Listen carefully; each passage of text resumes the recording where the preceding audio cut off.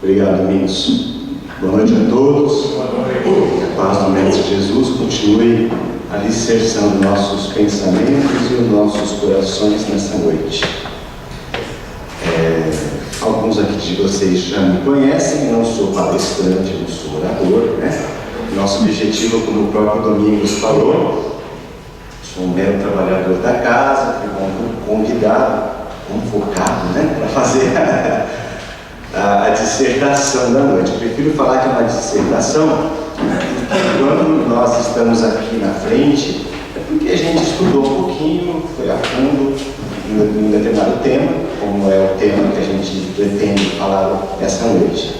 Quando o Domingos me chamou, então, para fazer essa dissertação, e ele falou, olha, dia 7 de setembro, eu pensei comigo, poxa, acho que um tema propício para nós falarmos nessa data tem a ver com o livro Brasil, Coração do Mundo, Pátria do Evangelho.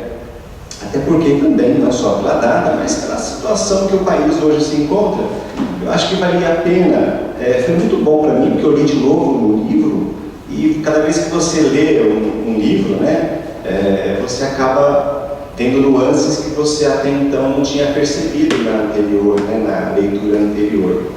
E para a gente começar, eu vou começar falando dos 3 grandes marcos da evolução da verdade, né? Todos nós aqui já ouvimos falar em diversas outras palestras. Nós tivemos 3 grandes pontos importantes na história da humanidade, né? Nós tivemos Moisés, quando ele trouxe a disciplina, Jesus e Kardec através do Espiritismo. Jesus trouxe para nós a mensagem do amor, e o Espiritismo veio reviver essa mensagem, acrescentando mais a ela o conhecimento, né? E a gente também, algumas vezes, alguns de nós, inclusive, viemos de outras religiões, ou mesmo nós espíritas, a gente acredita ou pensa que Jesus um dia vai voltar, né? A gente já ouviu essa mensagem, um dia Jesus vai voltar. Eu tenho uma revelação para vocês: Jesus não vai voltar. Por quê? Porque Ele nunca foi embora, Ele nunca nos deixou. Essa é a verdade que a gente precisa confiar, acreditar. Por quê? Se a gente for levar hoje em consideração o que a ciência fala da história, a história da existência do planeta, né? Não estou dizendo que está errado ou que está certo. Acreditando que nós hoje, do ponto de vista científico, temos a informação de que o planeta Terra existe há 6 bilhões de anos, nós sabemos também que foi o próprio Jesus que arquitetou esse planeta para nos receber. Então ele já era Jesus, ele já era perfeito. Ele não ia abandonar a gente de forma nenhuma. Ele gastou muito tempo para nos ajudar, para nos fortalecer, nos amparar, né? E quando eu digo que ele não foi embora, eu posso afirmar isso de forma bastante veemente. Ele sempre esteve conosco, em todos os momentos da nossa história. Quando eu digo nossa história, não a nossa vida agora contemporânea, eu digo a história da humanidade, né? Esses conhecidos 2018 anos, sabendo que existem outros povos que já existiam antes da história que a gente conhece. Os chineses já existiam há 5.000 anos. Mas vamos tentar focar no mundo do cristianismo, vai? Vamos falar assim. Então Jesus sempre esteve conosco, nos amparando, e em um certo momento da história, isso por volta da Idade Média, né? Só para a gente lembrar, a Idade Média ocorreu, é um período da nossa história que contempla mais ou menos de 472 a 1492, ou seja, mais de 1000 anos, né? E o livro Brasil, Coração do Mundo, Pátria do Evangelho, é interessante a gente ler, né? Eu até sugiro que vocês leiam também, e juntamente com essa leitura, vocês também leiam outros livros complementares, que apesar de não serem espíritas, mas nos dá uma noção sobre a história do nosso país, né? Eu me refiro, por exemplo, aos livros, a série do Laurentino Gomes, 1808 1822 e 1889. O livro Brasil, Coração do Mundo, Pátria do Evangelho, ele traz, obviamente de forma sucinta, né, um livro pequeno, desde a época do descobrimento, na verdade até um pouco antes, a gente vai ver aqui agora, até o momento da República. Depois ele passa até o momento em que o Espiritismo é instaurado aqui, né? E nessas incursões que Jesus tinha, ou tem ainda pela Terra, né, eu vou ler essa passagem para a gente entender um pouco melhor. Hillel, está escrito Hillel, mas é uma tradução hebraica, né? A pronúncia é Hillel. Hillel é um dos anjos, vamos chamar assim, um dos espíritos de escola que Jesus tem na sua seara, assim como outros que a gente vai ver, que contribuem com ele nessa tarefa que Deus deu a ele de nos orientar. Lembrando sempre que nós temos o nosso livre-arbítrio, né? É uma lei, mas é um livre-arbítrio limitado. Então, a gente fala assim, poxa, mas na Idade Média, a gente pode falar que foi um período terrível, né? A gente teve guerras em nome de Deus, teve as cruzadas, enfim, teve momentos tristes nessa época, né? Jesus estava aqui mesmo? Ele estava aqui, mas ele respeita o nosso livre-arbítrio. Porém, como eu disse, o nosso livre-arbítrio ele é limitado. Por quê? Porque nós não temos ainda o conhecimento suficiente para permitir a nós próprios nos conduzir na jornada que Deus nos deu, no caminho que Jesus veio nos mostrar. Então existe um determinismo, sim. Existe um determinismo que é o determinismo do bem. Todos nós, invariavelmente, vamos ser felizes. Cabe a nós escolher o caminho mais curto ou mais longo. Então vamos ler essa passagem. Hillel, disse a voz suave e meiga do mestre a um dos seus mensageiros, encarregado dos problemas sociológicos da terra. Meu coração se enche de profunda amargura vendo a incompreensão dos homens no que se refere às lições do meu Evangelho. Por toda parte, é a luta fratricida como povo de infinitos tentáculos a destruir todas as esperanças.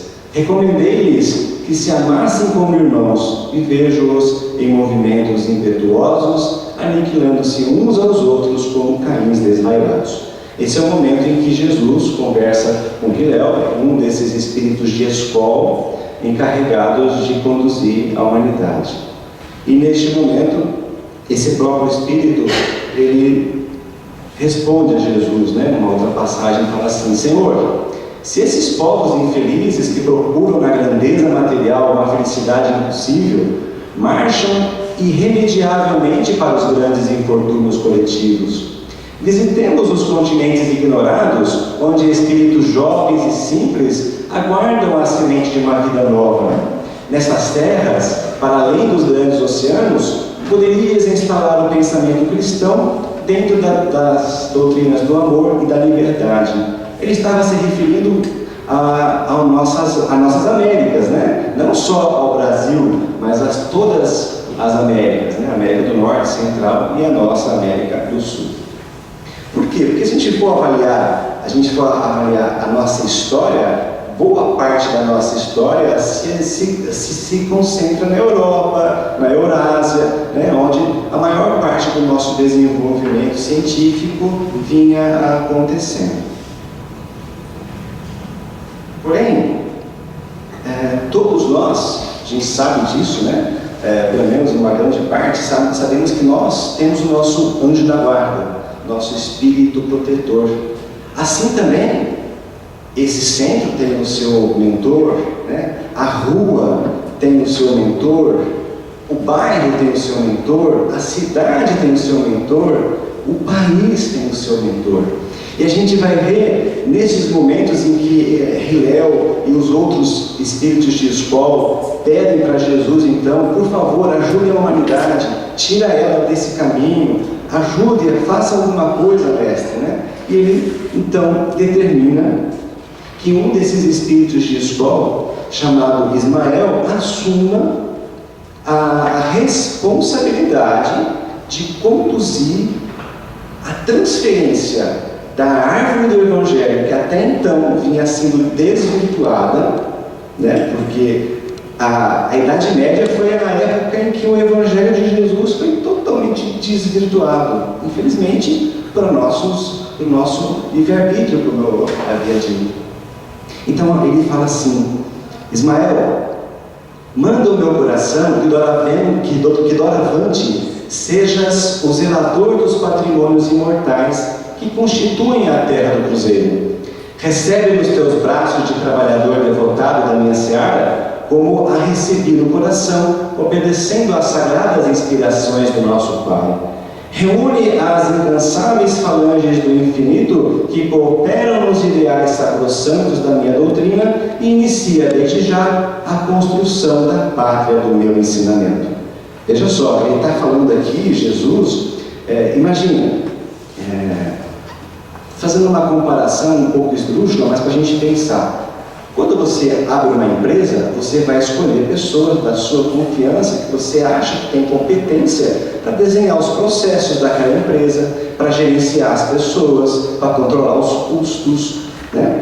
A gente tem que ter, a empresa não é um prédio, ela é formada por pessoas. Da mesma forma, Jesus tinha um projeto, ele dependia, as coisas não acontecem como mágica, né? Nós somos co-criadores, participantes da criação de Deus, encarnados ou desencarnados. E nessa questão, ele precisava de um espírito de confiança, de autoconhecimento, para fazer uma tarefa tão importante, né? Então o livro ele vai falar basicamente sobre a história do Brasil e sobre a missão grandiosa que o Brasil está destinado na evolução espiritual do planeta. Mas, qual a missão do Brasil? Vamos assistir um vídeo.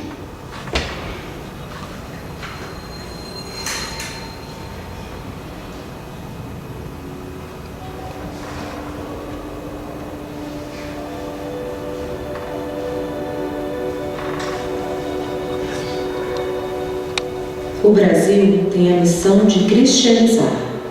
É a terra da promissão, a terra de todos, a terra da fraternidade, a terra de Jesus, a terra do Evangelho.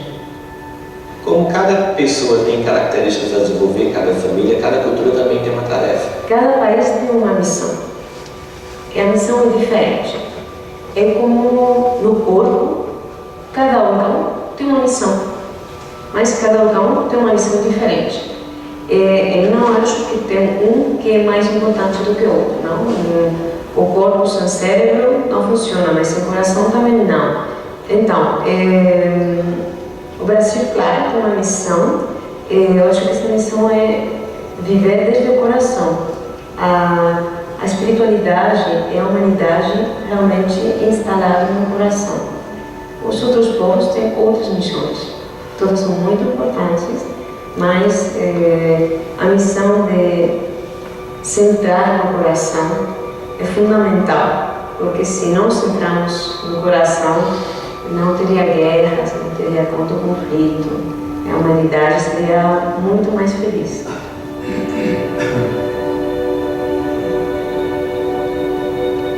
Eu cheguei aqui em Brasília e fui no Shopping do Paraguai, que é um ponto turístico muito visitado aqui no Brasil. E lá, conversando com um chinesinho de 26 anos, perguntei de onde ele veio. Ele disse: não, eu estava na Europa, depois fui para os Estados Unidos, morei na Argentina e vim aqui para o Brasil. Perguntei, depois vai para a Áustria, daqui eu não saio mais. Eu disse: mas por quê? O que você encontrou aqui que é diferente? Onde eu viajei, os conflitos do meu país iam junto comigo. Por exemplo, quando eu chegava na Europa ou nos Estados Unidos, os chineses, os coreanos, os japoneses se odiavam. E aqui no Brasil, não sei por que isso não acontece. E a gente sabe por quê. Porque nós somos acolhedores. A missão no Brasil não é uma missão material. A missão do Brasil não é uma missão material. Alguém tem dúvida? Não é material, né? Se você for olhar hoje o cenário internacional, a gente vê países com capacidade econômica, científica muito mais avançada do que nós, né? A gente pode citar vários, Estados Unidos, Coreia do Sul, a gente pode citar Japão, né? São muitos esses países. E como aquela senhora disse, cada um tem a sua função, cada um tem a sua responsabilidade. E ela fez uma alusão interessante. É como um corpo. Nós temos o nosso corpo. O cérebro é importante, mas o cérebro sem um coração não funciona e assim vai. Cada um tem a sua função, cada um tem a sua responsabilidade. Mas aí voltamos, a gente volta para os 3 marcos que a gente já comentou sobre eles. Mas espera aí, por que a árvore do Evangelho teria que ser transferida para um país da América do Sul onde só tinha índio? Por que, afinal, Jesus, como um espírito de tão elevado conhecimento, ele já sabia com certeza que a doutrina espírita nasceria na França, ou começou nos Estados Unidos, né? Depois veio para a França, Kardec reencarna na França, ele assume essa responsabilidade. Puxa, mas se ali que era o conhecimento, ali estava todo o legado de conhecimento, de cultura, não seria o melhor lugar para se colocar o Evangelho? Mas aí a gente lembra de uma passagem de Jesus, quando ele fala assim, que louva a Deus por ter revelado essas coisas aos mais simples, aos mais puros de coração, porque ele busca, na verdade, a verdade, óbvio, o Espiritismo trouxe para nós o conhecimento necessário, mas a árvore do Evangelho teria que ir para um lugar onde não tivesse a ganância que existia naquele momento, naquele período histórico, né? Aquela deturpação. Ele tinha que começar de um outro lugar, onde não houvesse, como nos informa o livro, onde não houvesse povos com tamanha responsabilidade, karmas, vamos chamar assim, né? O livro não fala karma, ele fala histórico, como grandes erros que eles haviam tendo até então. Precisava de ser um lugar puro. Então ele escolhe o Brasil, onde lá, por enquanto, existiam apenas os silvícolas, né? Os índios, eram as pessoas simples, de coração puro, e mais tarde ele ordena para Ismael: olha, Ismael, traga também pessoas com intenção boa no coração. Ele traz os negros da África e escolhe depois uma nação para fazer isso, né? Alguém já parou para pensar por que nós somos descobertos por Portugal, né? É a nação, segundo o livro, mais pobre da Europa, a mais simples, a que ainda tinha noções do Evangelho sem tanta deturpação como existiam em outras nações. Era a nação mais humilde. O livro conta também que o povo era de origem, os espíritos que ali reencarnaram, a maioria deles eram fenícios, ou seja, já tinham na sua história espiritual conhecimento sobre navegação. E aquele Hilel, aquele mesmo espírito que tão preocupado com Jesus, pedindo para que ele fizesse algo em prol da humanidade, ele próprio orientado por Jesus a reencarnar em Portugal como Dom Henrique de Sagres, justamente com o objetivo de fundar uma escola de navegação, despertar no povo português essa intenção, essa vontade de desbravar o mar. E o que poucos de nós, pelo menos eu, na minha ignorância, não sabia, é que a gente ouve muito falar na história de que o Brasil foi descoberto porque o Pedro Álvares Cabral errou o caminho das Índias, estava procurando um outro caminho, né, para chegar nas Índias. E na verdade, já existiam mapas que mostravam a terra a oeste da África. Eles sabiam que tinha uma terra. E obviamente, o próprio Hilel, inspirado por Jesus, tinha isso no seu âmago, né? Tinha isso no seu íntimo. Então ele queria desbravar, queria ir à frente.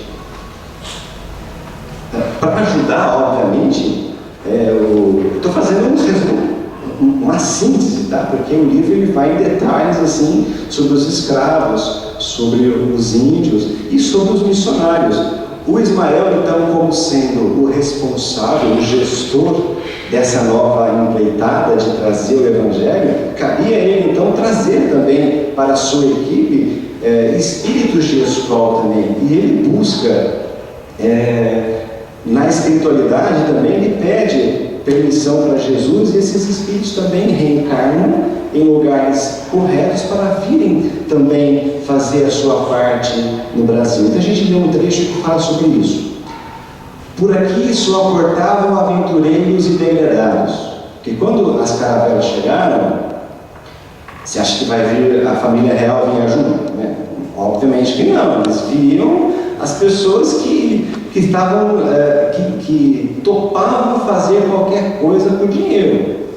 Então traziam, infelizmente, as pessoas não eram as mais moralmente elevadas para esses tipos de empreitadas. Você vai para um lugar que você não sabe onde que é, né?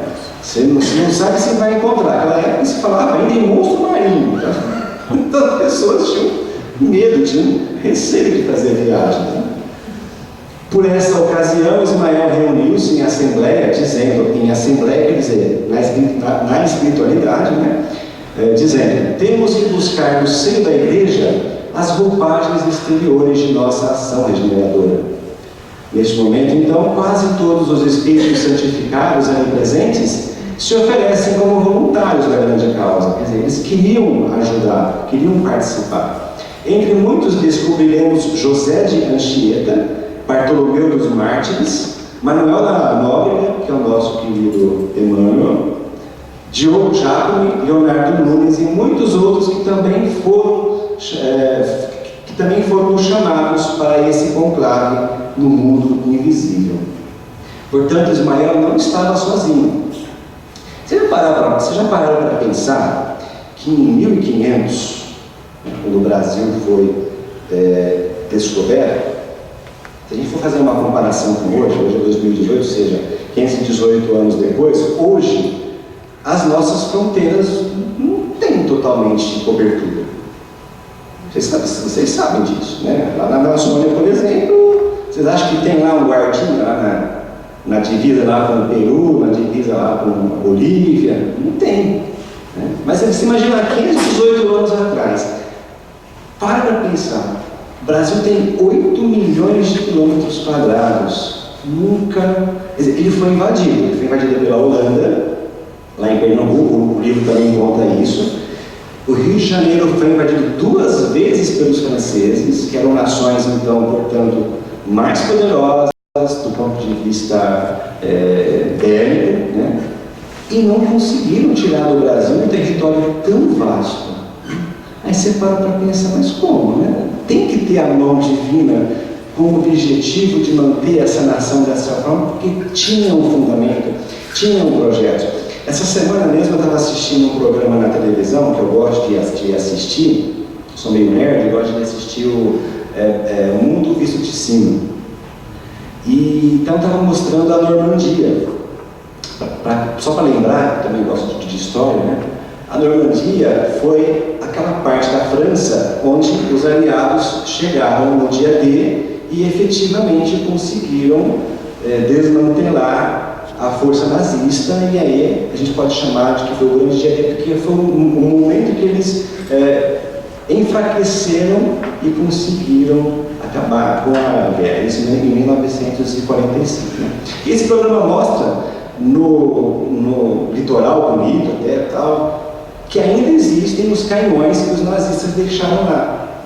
Mas olha só como é que são as coisas. Eles disseram nesse programa que no dia D alguma coisa aconteceu com o mar que forçou esses aliados a portarem nessa terra 2,5 km acima, onde não tinha os canhões.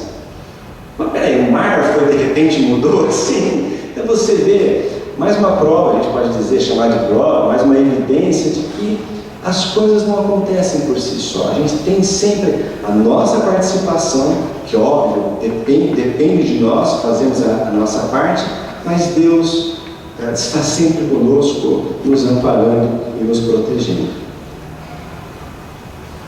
Mas eu gostaria de colocar mais um vídeo interessante. De respeito a uma pesquisa que foi divulgada essa semana no Jornal Espírita de São Paulo, o Correio Fraterno, dando conta de que, na enquete feita no movimento espírita, aproximadamente 73% dos espíritas concordam que nós sejamos o coração do mundo e a pátria do Evangelho.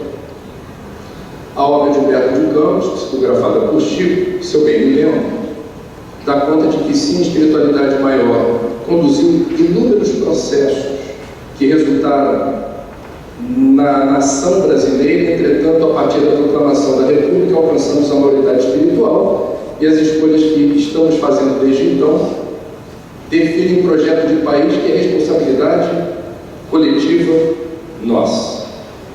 Bom, eu vou fazer uma pergunta, como não poderia deixar de ser, o jornalismo é assim. A gente podia fazer uma moderação de café com leite, mas eu vou fazer uma moderação que eu estou apimentado. Eu vou trazer ingredientes assim, calientes. A pergunta é essa, para vocês. Eu vou embasar a pergunta com alguns números. É evidente que os números que eu garimpei mostram o Brasil, que não é o Brasil, é um aspecto do Brasil. O Brasil tem muita coisa boa, bem resolvida, exemplar para o mundo. Evidente. Mas os números que eu trouxe não vão nessa direção. E a pergunta que eu queria fazer é: vocês entendem que nós somos o coração do mundo e a pátria do Evangelho? Quais são os dados que eu trouxe? Apenas 11% dos brasileiros se declaram voluntários. Consomem tempo, parte do tempo emergido numa atividade abnegada em alguma direção que não obtém nem retorno financeiro, nem outra recompensa qualquer. Apenas 11%. Quando você pergunta para todas as faixas etárias, quantos já fizeram alguma mão-de-obra voluntária, apenas 30% dos brasileiros declaram que sim. Outros números importantes, quando a gente pega o fenômeno da violência. A violência é um fenômeno internacional, mas o Brasil é o país do mundo com o maior número absoluto de homicídios. Por ano, 58.800 assassinatos, o que dá uma média de 160 homicídios por dia. Quando a gente pega o problema do aborto, a Organização Pan-Americana de Saúde estima que nesse país ocorram 1 milhão de casos por ano. Número difícil de apurar com precisão. Há muito questionamento se é 1 milhão mesmo, mas eu estou citando a fonte. Nós temos 496 mil veículos roubados, o que dá uma média de 1 por minuto. Nós temos aquele que já é considerado o maior escândalo de corrupção da história da humanidade, revelado a partir da Operação Lava Jato, em valores desviados e por pessoas que deveriam nos representar. Então, o coeficiente numérico expressivo em valores monetários do que foi desviado é algo sem precedentes na história da humanidade, seja qual for a equivalência monetária. Somos o coração do mundo, a pátria do Evangelho. Antes da gente responder, Eu queria... Isso mesmo. Antes da gente responder, ou melhor, ouvirmos a resposta que será dada, vocês prestaram atenção no relato que o Trigueiro fez? Né? Poxa, pátria do Evangelho, coração do mundo, 11% só faz caridade, um roubo a cada 1 minuto de carro, maior nação corrupta do mundo. Não está estranho? Vamos ouvir. Rapidinho, só fazer uma ponderação sobre a obra, sobre o paradigma, totalmente Paradigma, bem lembrado. Nós lemos o título, Brasil, coração do mundo, pátria do Evangelho. Imaginamos o quê?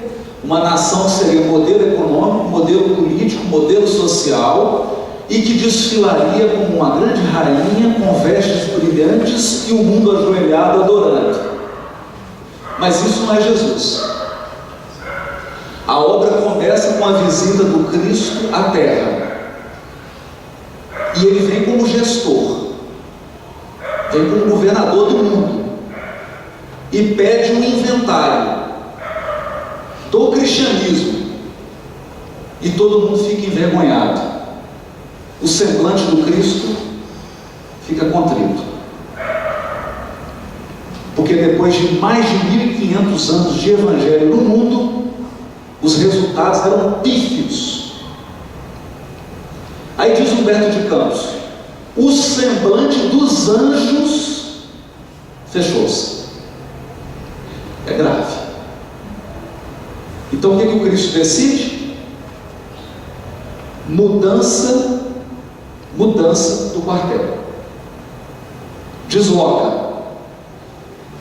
Escolhe um ambiente geográfico, porque magneticamente o Brasil é coração do mundo, possa qualquer um aqui negar. Magneticamente aqui é o coração do mundo.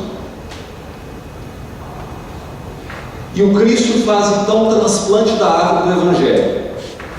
Aí nós vemos a nomeação do governador Ismael. E Jesus não fala nada. Ele deixa a assessoria para falar aos pouquinhos. Quando a coisa começa a esquentar, Ismael pede uma reunião com o Cristo. Isso está no livro, mas a gente não lê, né? Ismael pede uma assessoria, senta em frente a Jesus. O anjo, quando ele começa a falar, não dá conta, chora. Os problemas já eram gigantes. Chora por quê? Fala, não vai dar certo. Mestre, não dá. O Senhor pediu para formar essa nação com o povo mais simples da Europa, mais trabalhador, porque os outros estavam viciados no materialismo e na posse. Chama Portugal. O Senhor pediu que trouxesse a contribuição da África, da nossa mãe África. Só que já estão escravizando todo mundo. E o Senhor pediu que tivesse a contribuição do povo simples de lá, dos índios. Só que o Senhor não imagina o que estão fazendo. E chora. E aí Jesus dá a solução. Fala para ele: Ismael, você vai nas regiões mais tenebrosas da terra e vai chamar todos os espíritos que faliram nas cruzadas, todos que faliram na Inquisição, todos os políticos corruptos da terra, todos os generais assassinos do mundo, todos os religiosos que se desvirtuaram por 3, 4 mil anos. Ismael começou a sentar na cadeira assim, falou: o que ele vai pedir? Que eu vim trazer um problema, esse negócio não vai dar certo. Mestre, qual que é a ideia? A ideia é: manda todo mundo para o Brasil. 7-1. Ismael vai, levanta a bandeira Deus, Cristo e caridade. Uma turba de espíritos infelizes segue o anjo e encarna no Brasil. Vocês estão ouvindo um deles. Conclusão. O que o Cristo quis dizer para Ismael? Eu não vim para os sãos, eu vim para os doentes. Brasil é hospital, não é galeria de arte. Entenderam agora? Esse país não foi feito para exibir santos, foi feito para regenerar seres. Aqui está reunida, nessa nação, o que há de pior. O pior está aqui. Calma. Por que o pior está aqui? Por que o pior Porque aqui é o grande hospital do Cristo. Eu vou dar só 2 exemplos. Só 2. Que o Brasil não vai ser o coração do mundo e a pátria do Evangelho. Já é. Já é para quem? Um espírito que tinha profundas dívidas, nas primeiras horas do Brasil teve a oportunidade de encarnar como Anchieta. Fez o seu trabalho e depois complementou numa encarnação recente como Fabiano de Cristo. Pergunta para ele se aqui é pátria do Evangelho. Outro espírito, diz ele, cansado das dominações e das posições de mando, resolvi seguir o exemplo da minha amada esposa dos primeiros tempos, que encarnou como Padre Manuel da Nóbrega. É o nosso Emmanuel. Então esse país aqui já regenerou muitos espíritos que não teriam condições de ser regenerados em outros lugares do mundo, e está nos acolhendo. Vocês entenderam a diferença entre palestrante e dissertação? Isso é palestrante. Ficou claro então, né, gente, que a pátria do Evangelho é como a gente já falou aqui em uma outra ocasião. Quando a gente estuda o Evangelho, a gente entende que o caminho é a nossa reforma íntima, é a nossa vigilância, é o vigiar e orar. A gente, quando pede assim, eu quero ter mais paciência, Deus não vai dar paciência para a gente, não é mágico. Ele vai te dar oportunidades de ser paciente.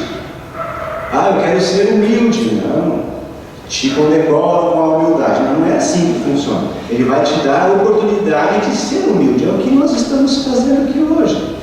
Essa semana também foi interessante, parece que as coisas aconteceram mesmo para me ajudar aqui nesse bate-papo com vocês.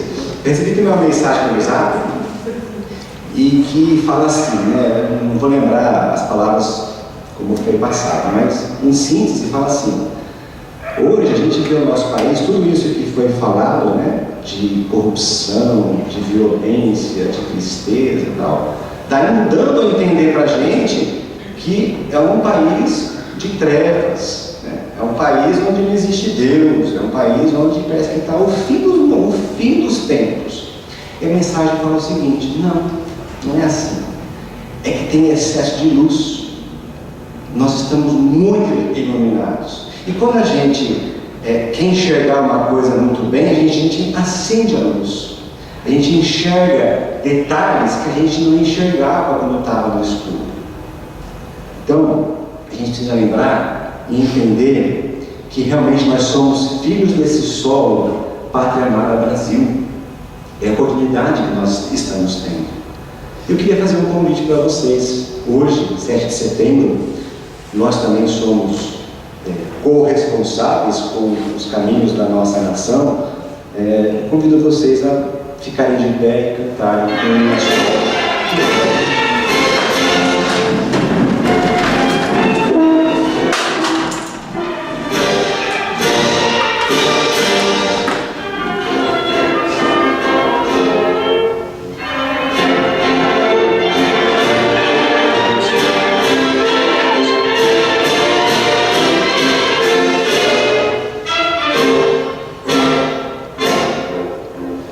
Filho de Deus, das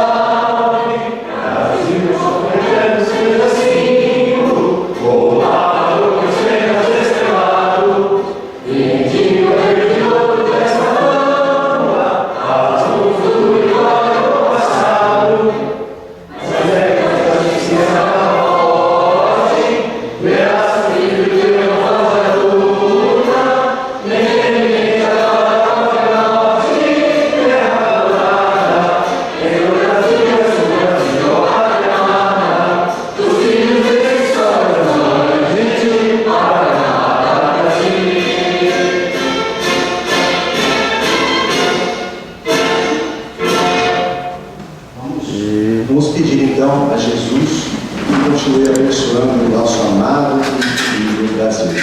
Obrigado, viu, gente? Obrigado pela atenção. Boa noite a todos.